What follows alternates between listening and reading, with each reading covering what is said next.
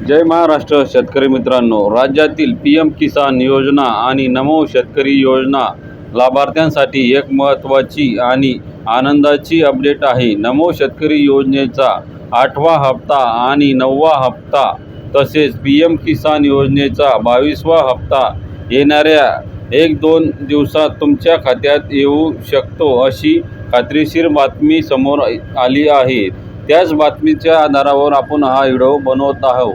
व्हिडिओला शेअर करा, लाईक करा आणि चॅनलला अजूनसुद्धा सबस्क्राईब केले नसेल तर चॅनलला सबस्क्राईब नक्की करा। तर बघूया आपण आता। ज्यांना असे वाटत आहे की नमो शेतकरी योजना बंद झाली की काय, किंवा आपण स्वतः अपात्र झालो की काय, तर मित्रांनो 13 मार्च 2026 हा जागतिक दिन साजरा करण्याचे मानस केंद्र शासनाने घेतले आहे।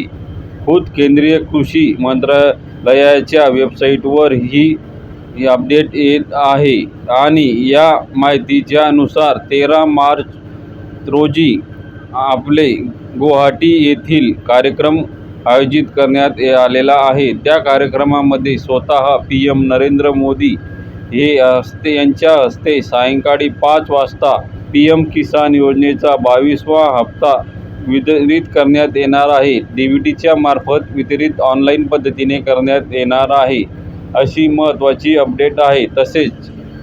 तसेच यामध्ये जवळजवळ देशातील 9,32,00,000 लाभार्थी शेतकरीच्या खात्यामध्ये 2,000 रुपये पाठवण्याचे डीबीटी मार्फत नियोजन करण्यात आले आहे। तुम्ही सायंकाळी 5 वाजता नंतर मेसेज बघू शकता किंवा आपले अकाउंट चेक करू शकता। यामध्ये 1-2 दिवस ज्या शेतकऱ्यांना आले नाही त्यांना 1-2 दिवसानंतर येऊ शकतात, कारण की आज शुक्रवार झाल्यानंतर शनिवार रविवार जर बँक बंद असतील तर तुम्हाला 2 दिवसाची प्रतीक्षा करावी लागणार आहे। 2 दिवसानंतर तुमच्या अकाउंटमध्ये पैसे हे नक्की येणार आहेत। हे झाले पीएम किसानचे। व एकीकडे पीएम किसानचा 22वा हप्ता वाटप होतोय, परंतु नमोचा 8वा हप्ता आणि 9वा हप्ता अजूनसुद्धा प्रतीक्षेत आहे। 8वा हप्ता हा डिसेंबरमध्ये येण्याची अपेक्षा होती, पण तसे झाले नाही।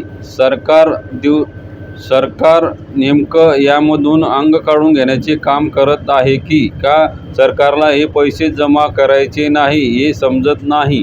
पीएम किसानचा 22वा हप्ता आता पडतोय, म्हणजेच त्या आधारावर नमोचा सुद्धा हप्ता या 1-2 दिवसामध्ये जमा करण्यात आला पाहिजे, ही तरतूद आहे। कारण की पीएम किसानचा हप्ता व नमोचा हप्ता हा एकत्रित स्वरूपात 2-3 दिवसाच्या फरकाने जमा होत असतो, अशी तरतूद आहे।